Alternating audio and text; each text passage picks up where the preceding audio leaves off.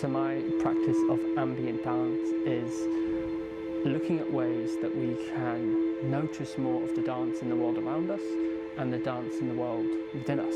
It's a way of dance noticing that really prioritises stillness and the busyness and spaciousness.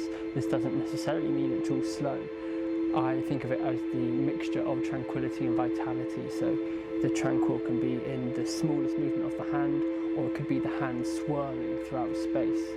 But the tranquility that I'm hoping to find is how can we encounter these sort of dances with a still mind.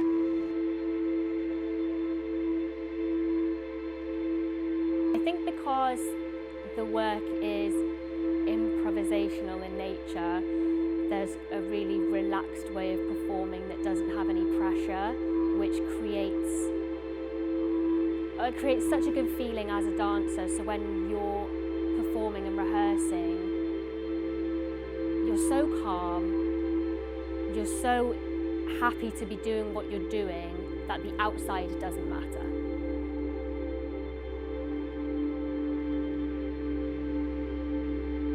It feels like a whole process and performance that allows softness and really finds the strength within that.